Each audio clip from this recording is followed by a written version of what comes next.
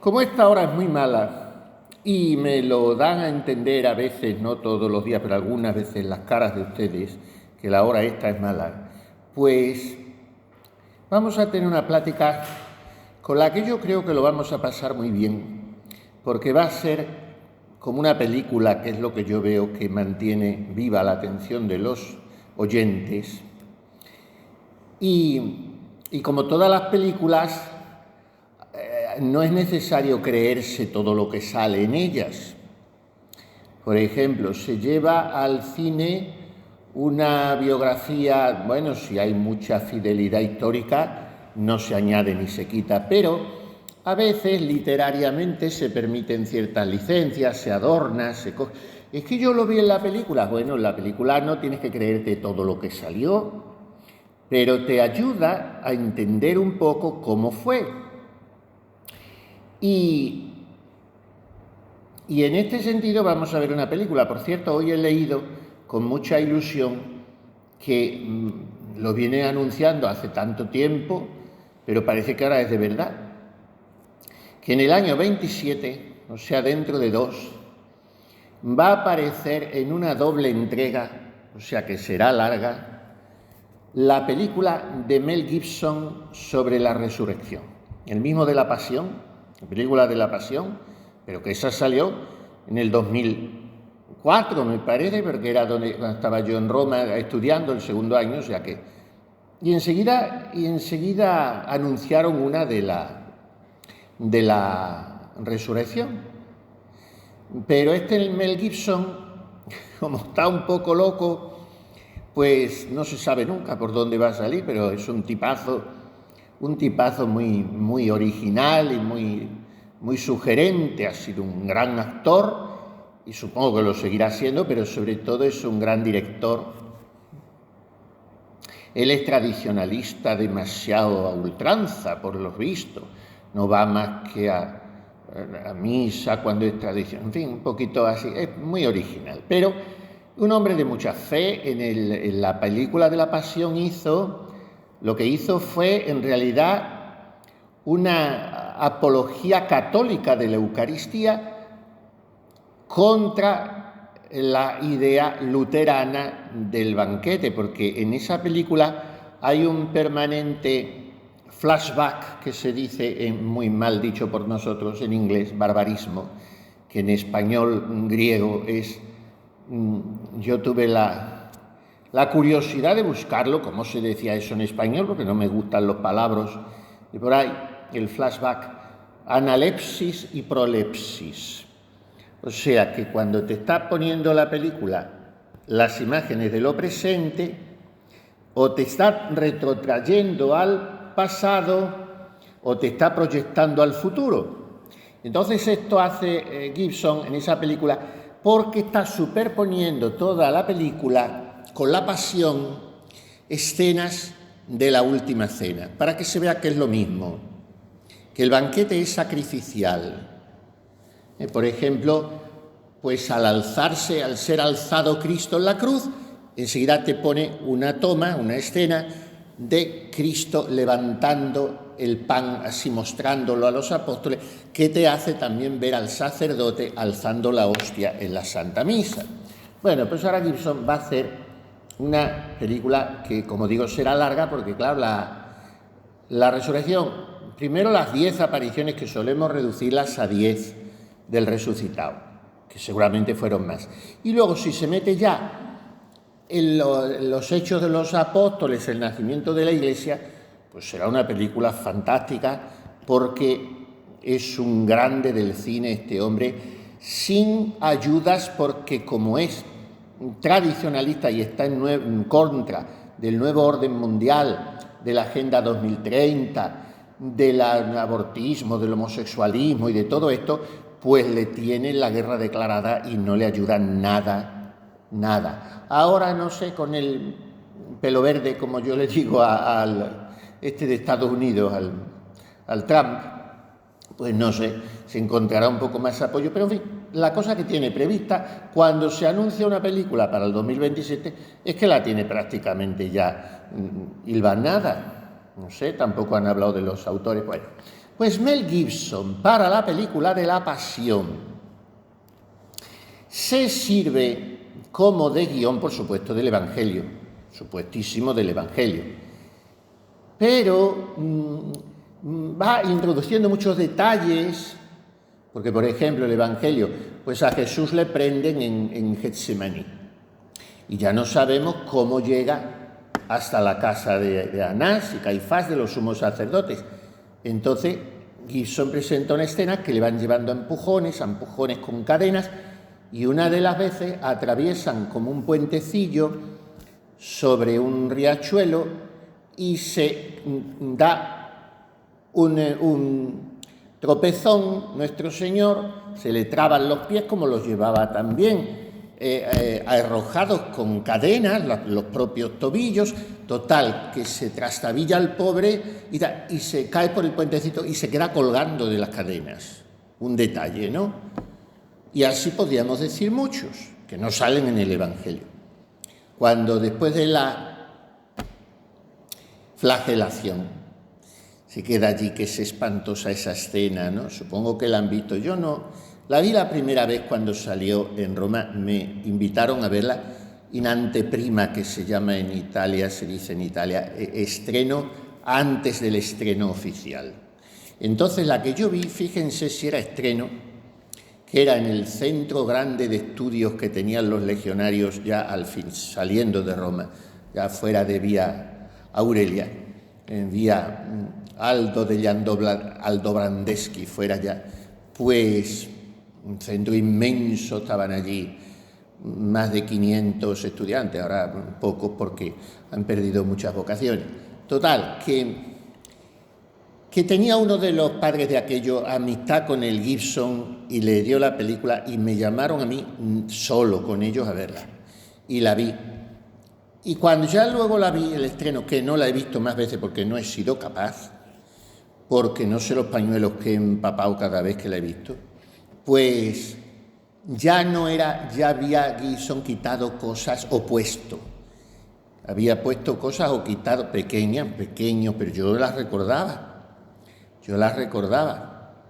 Y, por ejemplo, la lágrima aquella que cae, que es la lágrima del Padre, cuando cae que Jesús muere, que es lo único que no me gusta tanto, porque hace así como un efecto especial, pero es para significar como si dijéramos el dolor del Padre ante la muerte del Hijo, que Él ha querido, pero que le está traspasando el corazón, y cae como si pudiera ser, que no puede ser, una lágrima del Padre, y es cuando se produce el terremoto espantoso. Bueno, total, que yo la vi y me dijeron que iba siguiendo en muchos de esos detalles que iba metiendo Gibson las revelaciones de la beata Anna Caterina Emmerich, que fue una beata alemana que estaba en la cama casi todo el tiempo enferma, y un señor que se llamaba Brentano, que no es el famoso filósofo, otro, pues le transcribía. Luego ese Brentano adornó bastante,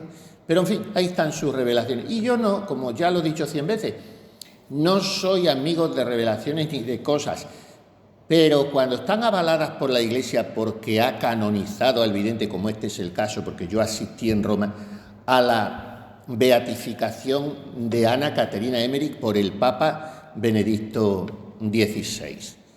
Asistí a algunas canonizaciones importantes, como a San Nuno de Santa María, el gran personaje, el gran santo portugués, que no me caía muy simpático porque es la única derrota que hemos sufrido los españoles a manos de los portugueses, ha sido la derrota de Aljubarrota, la batalla de Aljubarrota, y el gran condestable de Portugal era Nuno Álvarez Pereira, y fue el que derrotó a España. Por eso no me caía muy simpático, pero luego este hombre lo dejó todo, era viudo, y vamos, cuando enviudó, pues se hizo lego carmelita calzado, y por eso es Fray Nuno, San Nuno de Santa María. Bueno, pues a su canonización asistí yo, y otras importantes, y al doctorado de San Juan de Ávila y al de Santa Hildegarda, que también tiene unas visiones impresionantes. Bueno, pues Anna Caterina la beatificó, pero cuando los papas beatifican a una persona de esta, no es por las visiones que han tenido, es por los santas que han sido. Luego las visiones, el Papa dice, bueno, ahí están las visiones, no repugnan a la fe católica, pero no hay que creerlas, no hay que creerlas. Hay que admitir la santidad de la persona. Las visiones no hay que creer ninguna, las de ningún santo, ni Lourdes, ni Fátima, ni menos las otras más modernas que no están ni aprobadas y la gente se despepita y va y vuelven y congresos y cosas que no están aprobadas, que están desautorizadas por la Iglesia. Pero bueno, pero cuando están autorizadas por la Iglesia y por la santidad, por ejemplo, de los niños de Fátima o de Sor Lucía o de Bernardita de Lourdes o de Santa Catalina Labouré, la medalla milagrosa, los bienes que ha hecho tan inmensos por el mundo, ¿cómo no te las vas a creer? Ahora, como digo, que estuviera la Virgen allí sentada en el sillón de la capilla de Ridibac o que estuviera la piedra, físicamente no, pero fue una visión imaginaria que estuvo realmente allí la Virgen y dio el mensaje. Bueno, pues Ana Catalina Emmerich tiene visiones de todo, lo ve todo. Y de ahí la toma Gibson. Pero hay algunas cosas sueltas, muy pocas, que en lugar de la Emmerich, o además de la Emmerich, Gibson toma a esa mujer tan extraordinariamente sorprendente y admirable española, de la que yo les hablo muchas veces porque a mí me cautiva su obra, aunque es muy pesada para leérsela entera, es pesadísima, pero se coge un capítulo y lo lees, una preciosidad.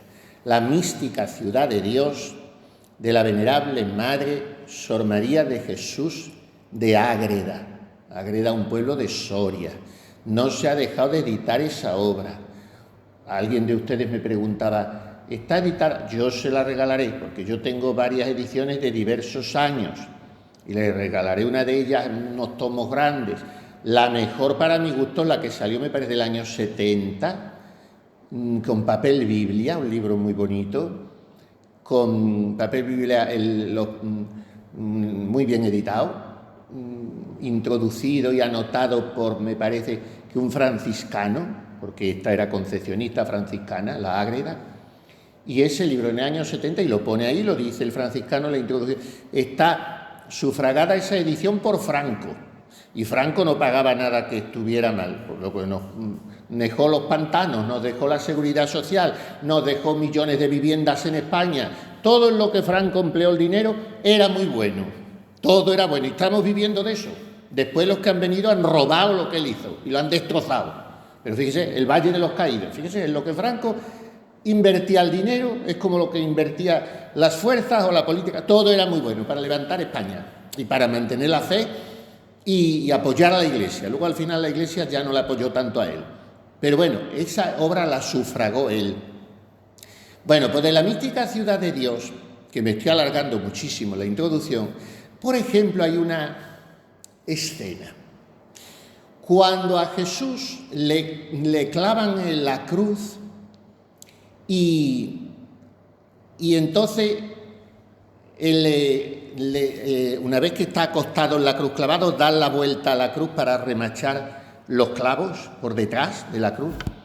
Y él está así mordiendo el polvo y la tierra, que lo está viendo Magdalena así desde el horizonte llorando. Y entonces levantan un poquito la cruz y cuando la tienen casi arriba, se vuelca, se va hacia el suelo la cruz, que se hubiera aplastado nuestro Señor, se hubiera quedado aplastado. Entonces ves la toma de la cámara, que es cuando mira a Magdalena así asombrada, a distancia, que está con la Virgen, y ves la toma de la cámara y te ves el rostro de Cristo que se ha quedado como a un palmo del suelo y que no está tocando el suelo. Entonces la cruz está suspendida en el aire como si alguien la hubiera sujetado. Ese milagro para que Cristo no quede aplastado por el madero al derribarse, al tumbarse, volcarse, que no me viene la palabra, lo que sea, la cruz. Bueno, pues eso es una de las cosas que trae en la mística ciudad de la Madre Ágreda, que la cruz la sujetaron los ángeles en ese momento, porque si no Cristo hubiera quedado aplastado y no hubiera muerto crucificado. Bueno, pues la Madre Ágreda y voy aterrizando, tiene en el libro quinto o sexto, me parece que es, el sexto debe ser, luego se lo digo porque volver atrás me confunde un poco por aquí, porque no se corresponde bien el número. Total, el capítulo 11, el libro quinto o sexto me parece que es el sexto, tiene este título.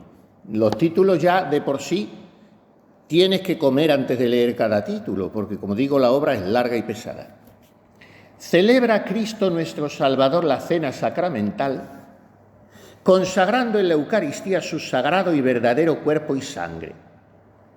Las oraciones y peticiones que hizo, comulgó a su Madre Santísima y otros misterios que sucedieron en esta ocasión.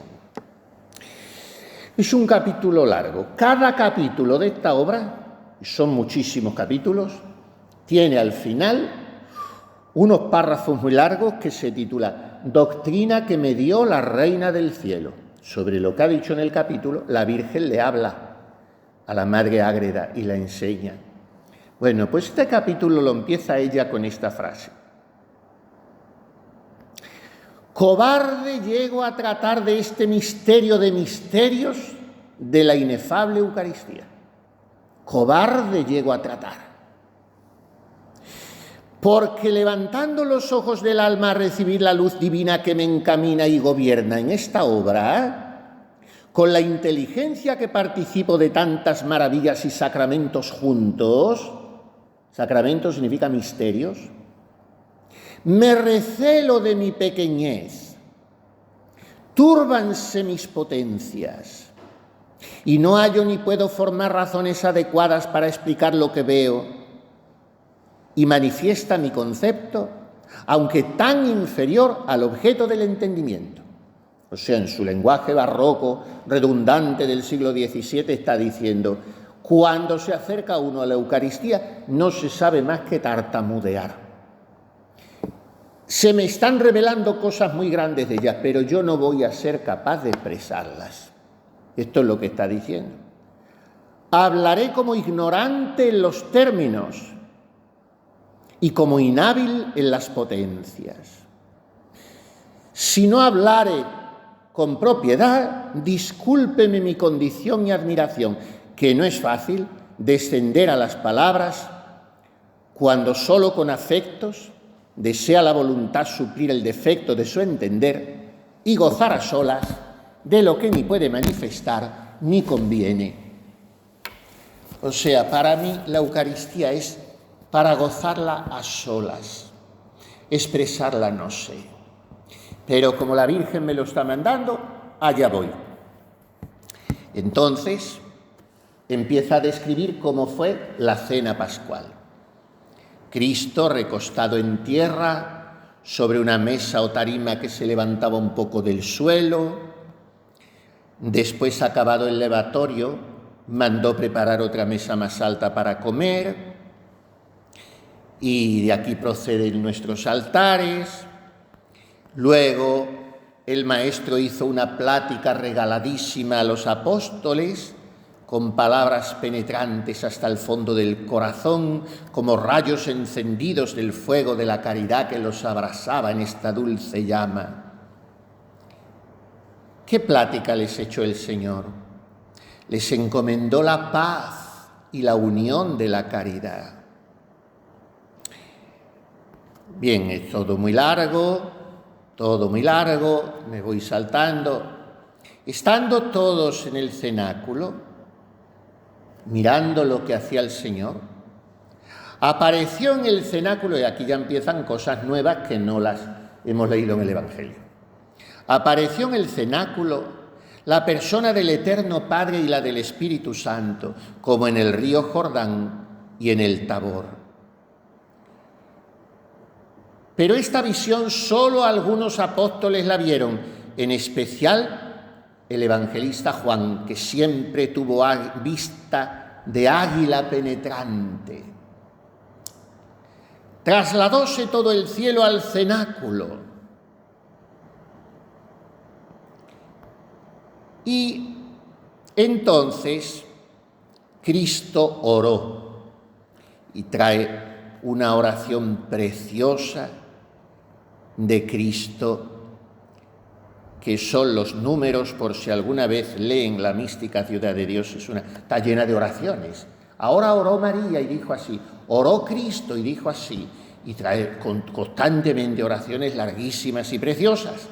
Para encontrar las cosas en la mística Ciudad, lo que más se busca son los números. Bueno, pues si alguna vez la leen, que allí la tendrán en su casa, por supuesto también, porque ese libro estaba en todos los conventos y se leía mucho cuando las monjas leían cosas buenas. Ahora estoy yo leyendo estos días a ratos también. Estoy haciendo muchas cosas, como les dije, y escribiendo la vida de la Santa Condesa, y ordenando predicaciones mías, y rezando aquí mucho, y paseándome un poco, y contestando mensajes, en fin, pues da tiempo a todo, con la gracia de Dios. Y estoy yo leyendo estos días algunos ratos el Padre Machaca, que se llama, ya saben quién es el Padre Machaca, porque machaca los temas. El ejercicio de perfección y virtudes cristianas de San Alonso Rodríguez, que ya saben que la Santa Madre Sacramento, Santa María Micaela, no pasaba a un tratado de una virtud sin haber puesto en práctica el anterior. Lo tenía siempre en la mano, el ejercicio, es un libro gordo de 1500 páginas, pero muy agradable, porque trae muchas historietas también de los santos, de los reyes, de gente antigua, de ermitaños, lo que hacía aquel hombre subido en el monte, lo que hacía el rey cuando iba en su caballo, muchas cosas. Bueno, pues la mística Ciudad de Dios la tendrá. Y esta oración la trae Cristo en los números 1184 y 1185 y 1186 y 1187 y 1188. Todos estos números, del 84 al 88. Una larguísima oración. Entonces, mientras hacía la oración en presencia de los apóstoles, pero sin demostración exterior, o sea, Cristo recogido oraba así en su corazón al Padre. Y la Madre, María, porque la Madre Agreda pone siempre a la Virgen en el Tabor, en la Transfiguración. María estuvo en casi todo. Bueno, pues la Madre, que desde su retiro, porque la presenta en otra estancia del cenáculo, no allí con los hombres, con los apóstoles, sino con otras mujeres dedicadas a atenderles, a servirles, estaba María retirada. Y desde su retiro, María, conociendo, porque María siempre está vibrando en sintonía con los sentimientos de su Hijo, siempre. Es otra cosa que trae Mel Gibson en esa película, cuando María entra en la casa de Caifás y el Señor está preso en el calabozo y ella se echa al suelo, pone el oído en el suelo y se ve la toma de las dos escenas, Cristo bajo lo que sería el suelo, amarrado así sus manos, y la Virgen, y van vibrando siempre al unísono. Pues María aquí, desde su retiro en el cenáculo, se postró en tierra y ofreció al Eterno Padre como madre las peticiones de su Hijo. Entonces el Padre los miró a los dos y aceptó las oraciones y peticiones del Hijo y de la Madre por la salvación de los hombres. Y como además la Virgen sabía que Lucifer había estado presente al lavatorio de los apóstoles y conocía la enemiga del demonio contra su Hijo y contra la obra de la redención, mandó al dragón y a todas sus cuadrillas que saliesen del cenáculo y descendiesen al profundo del infierno. Y Dios le dio fuerza a la Virgen para que tuviese dominio sobre los demonios. Ella, la mujer que había pisado la cabeza de la serpiente, la Inmaculada. Y por tanto, los demonios que habían estado presentes a la cena y al lavatorio no estuvieron ya cuando la institución de la Sagrada Eucaristía, porque primero fue la cena del Cordero, la cena legal, la cena pascual. después el lavatorio, dice la ágreda, y después la institución de la Eucaristía. Y cuando fue a hacer la institución de la Eucaristía, la Virgen les echó del cenáculo. Entonces, Cristo instituyó la Eucaristía. Pero con sus palabras, al hacer presente real y verdaderamente su cuerpo en la hostia, levantó los ojos al cielo, como dice el Evangelio y decimos nosotros en la misa en el canon romano, levantando sus ojos al cielo, y el sacerdote los levanta como Cristo. Levantó al cielo sus ojos con semblante de tanta majestad que causó temor reverencial ese gesto de Cristo a los apóstoles, a los ángeles. Los demonios se habían ido, pero los ángeles se quedaron, claro. A los apóstoles, a los ángeles y a su misma Madre bendita le causó temor reverencial, temblor ver Cristo con los ojos levantados al cielo en ese momento tan solemne, justo antes de pronunciar las palabras de la consagración, dejando al pan convertido transustancialmente en su verdadero cuerpo y el vino en su verdadera sangre. Y entonces el Padre Celestial respondió: este es mi Hijo amadísimo, en quien yo tengo mi agrado y le tendré hasta el fin del mundo, y él estará con los hombres el tiempo que les durare este destierro. Esto mismo confirmó también la persona del Espíritu Santo, y la humanidad santísima de Cristo en la persona del Verbo hizo profunda reverencia a la divinidad en el sacramento de su cuerpo y sangre. Y la Madre Virgen, desde su retiro, se postró en tierra y adoró a su Hijo sacramentado con incomparable reverencia.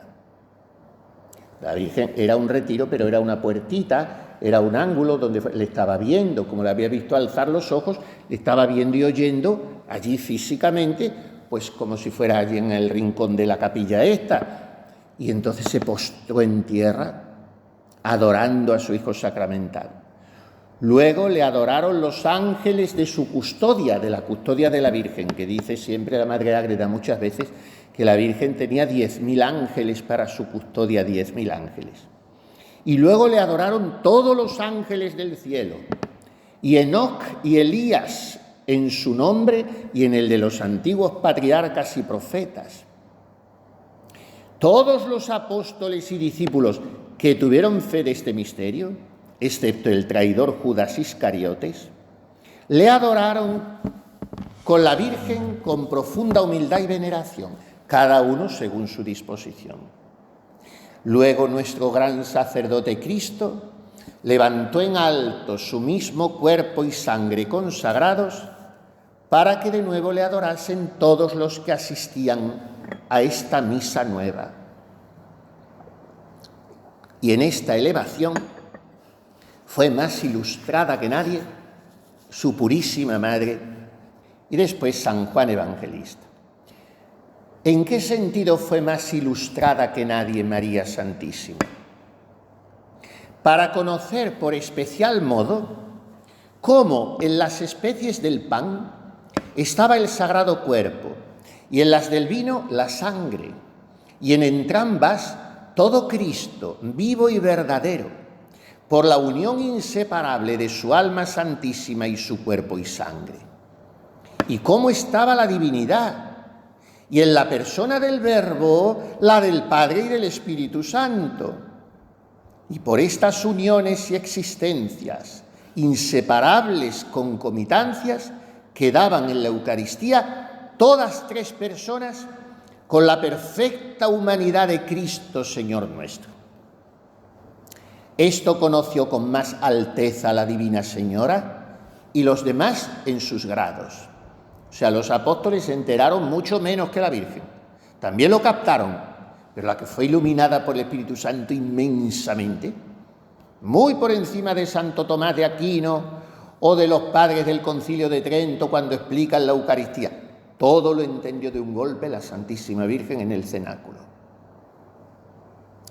Conoció también la eficacia de las palabras de la consagración y cómo tenían ya virtud divina para que, pronunciadas con la intención de Cristo por cualquier sacerdote presente y futuro en la debida materia, convirtiesen la sustancia de pan en su cuerpo y la de vino en su sangre, dejando a los accidentes sin sujeto y con nuevo modo de subsistir sin perderse, o sea, colgados en el aire. Los accidentes de pan y de vino están colgados en el aire porque no tienen sostén, no tienen sujeto, porque la sustancia no es de pan. Y al no ser la sustancia de pan, los accidentes, ¿cómo se sostienen? Dios está obrando un milagro permanente con la Eucaristía. Milagro permanente. Cuando yo doy la bendición con el Santísimo Sacramento, o cuando le alzo, Cristo no se mueven los accidentes porque los muevo yo, pero Él no se mueve. Cuando yo alzo las especies sacramentales, yo no le estoy alzando, me está sosteniendo Él para que yo esté colgado de Él. Porque los accidentes no tienen quien los sustente. Entonces, todo esto lo entendió María con tal certeza que antes faltara el cielo y la tierra, que falte la eficacia de esta forma de consagrar debidamente pronunciada por el sacerdote de Cristo. Esos sacerdotes que hacen hoy lo que les da la gana, que hacen de la liturgia mangas y capirotes, que se inventan todo, que se creen ellos los dueños, no consagran. Esto es mi cuerpo, que se partirá para vosotros, hermanos y hermanas, y por toda la humanidad, para que todos seáis... Ahí no hay consagración ninguna, no hay misa, una profanación de la misa, porque el sacerdote se está inventando. ¿Tú quién eres para cambiar las palabras de Cristo? Pero es que la Eucaristía la haces tú, si la hace Él, tú eres su encargado, su ministro. ¿Conoció también por especial visión nuestra divina Reina cómo estaba el sagrado cuerpo de Cristo nuestro Señor, escondido bajo los accidentes de pan y vino, sin alterarlos, ni ellos a Él? Porque ni el cuerpo puede ser sujeto suyo, ni esos accidentes pueden ser formas del cuerpo. Miren qué lección de teología, lo entendió la Virgen todo. Los accidentes están con la misma extensión y cualidades antes y después. El pan pesa lo mismo que antes, tiene la misma forma, todo, no cambian, ocupando el mismo lugar, como se conoce en la hostia consagrada. Y el cuerpo sagrado está con modo indivisible, aunque tiene toda su grandeza, sin confundirse una parte con otra. Y está todo en toda la hostia y todo en cualquier parte de la hostia, sin que la hostia le ensanche ni le limite, ni el cuerpo a la hostia. Porque ni la extensión propia del cuerpo tiene respecto a la de las especies accidentales, ni la de las especies pende del cuerpo santísimo. Y así tienen diferente modo de existencia. Y el cuerpo se penetra con la cantidad de los accidentes sin que le impidan. ¿Qué quiere decir esto? Que quizá les esté resultando un poco complicado. Pues lo añade a continuación. Que Cristo está todo entero aquí, con su cuerpo glorioso y real de 1,80, pero no al modo dimensivo. Usted en este vaso no puede meter más agua que la que cabe, no puede meter 1 litro o 100 litros, no puede. Bueno, pues Cristo hace ese milagro para que los accidentes que son limitados esté entero todo su cuerpo, pero no al modo dimensivo, no ocupando lugar. Este es uno de los 30 y tantos milagros que contravienen las leyes físicas que se hacen en la Eucaristía. Y dice esta venerable, aunque naturalmente con su extensión pedía diferente lugar y espacio la cabeza de las manos y las manos del pecho y así lo demás, pero con el poder divino se pone el cuerpo consagrado con esta grandeza en un mismo lugar, porque entonces no tiene respecto al espacio extendido que naturalmente ocupa. Porque no es cuerpo cuantitativo, en plan de cantidad. Por eso mismo no está en un lugar solo, ni en una hostia sola. Claro, si estuviera al modo dimensivo, una vez que está en un sagrario no puede estar en más. Una vez que está en una hostia no puede estar en más. Pero está en muchas juntamente, aunque sean sin número las hostias consagradas. Entendió asimismo la Virgen que el sagrado cuerpo, aunque no tenía dependencia natural de los accidentes en el modo que he dicho, pero con todo eso no se conservaría el cuerpo sacramentado en los accidentes más tiempo del que durasen sin corromperse los accidentes del pan y del vino, porque así lo ordenó la voluntad de Cristo. O sea, usted comulga y Cristo está realmente, físicamente, en usted 10 minutos, lo que tardan los humores corporales del estómago en consumir un alimento tan leve como es la hostia. Después eso ya se ha perdido como pan. Cuando pasa por el esófago, está siendo todavía pan. Cuando llega al estómago, está siendo todavía pan. Pero a los 5 minutos aquello ya no es pan, ya ha sido pasado a la sangre, a las células. Se ha hecho parte de nuestro cuerpo. Como cuando te tomas una fruta, lo que pasa es que la fruta tarda más. Y si es un poco de carne, tarda más. Pero una partícula pequeña de pan no tarda nada, 10 minutos. Por eso hay que estar en acción de gracias ese tiempo. Y esto lo quiso el Señor, porque, bueno, esto lo explica un poco más que lo que yo acabo de decir, en definitiva, del estómago, que se alteran las especies por los humores corporales, eso ya lo he dicho, y entonces dice: todos estos y otros milagros recopiló la diestra del Omnipotente en este augustísimo sacramento de la Eucaristía, y todos los entendió la Señora del cielo y tierra y los penetró profundamente, y en su modo San Juan Evangelista y los apóstoles. Conociendo este beneficio tan grande, la Purísima Madre conoció también la ingratitud que los mortales habían de tener de tan inefable misterio fabricado para su remedio, y tomó por su cuenta desde entonces la Virgen recompensar y suplir con todas sus fuerzas nuestra grosería y desagradecimiento, dando ella las gracias al Eterno Padre y a su Hijo Santísimo por tan rara maravilla y favor del linaje humano. Y esta atención le duró a María toda la vida, y muchas veces lo hacía derramando lágrimas de sangre de su ardentísimo corazón para satisfacer nuestro reprensible y torpe olvido. Qué cosa tan deliciosa, tan consoladora.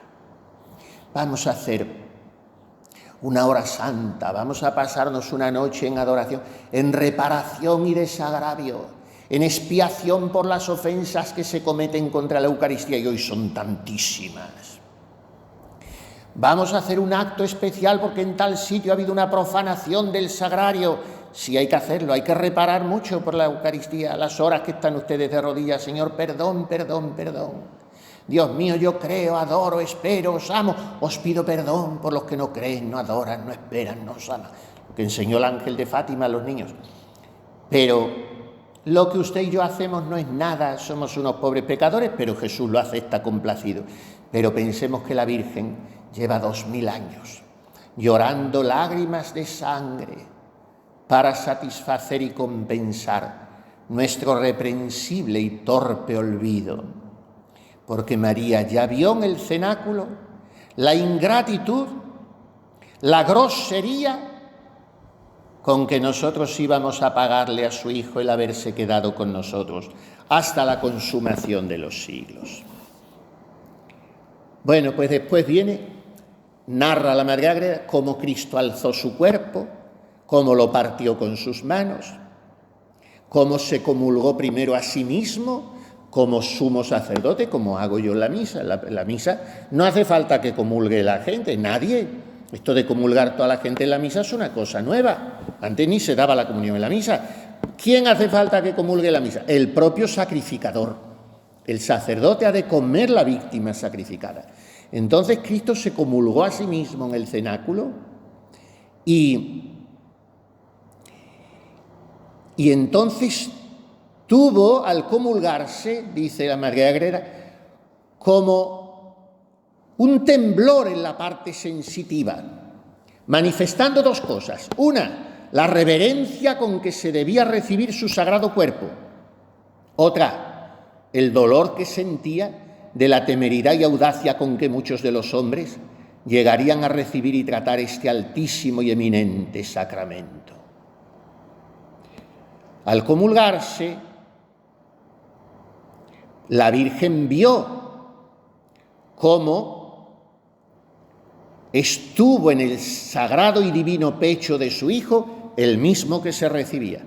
Cristo hizo un cántico de alabanzas al Eterno Padre y se ofreció a sí mismo sacramentado por la salvación humana. Y luego, y aquí viene lo más simpático, lo más bonito, partió otra partícula del pan consagrado y la entregó al arcángel San Gabriel para que la llevase y comulgase a María Santísima.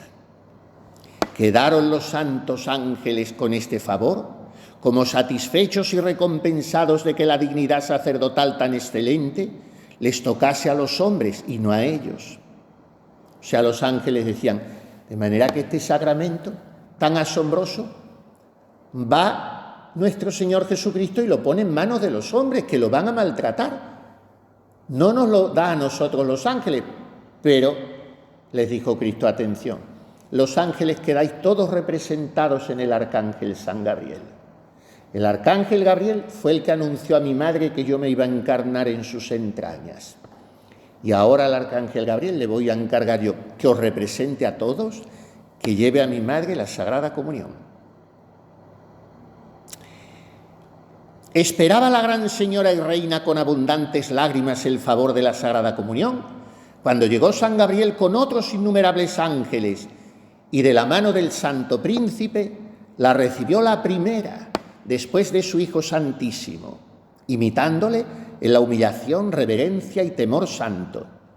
Quedó depositado el Santísimo Sacramento en el pecho de María Santísima y sobre su corazón, como legítimo sagrario y tabernáculo del Altísimo.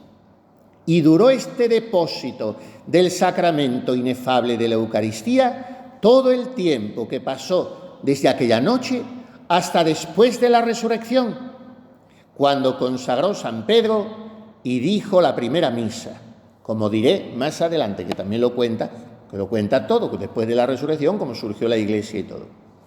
Porque ordenó el Todopoderoso Señor esta maravilla así, que las especies sacramentales durasen aquellos 3 o 4 o 5 días, hasta que San Pedro salió del susto de la resurrección y celebró la primera misa, que permaneciesen las especies sacramentales en el pecho de María.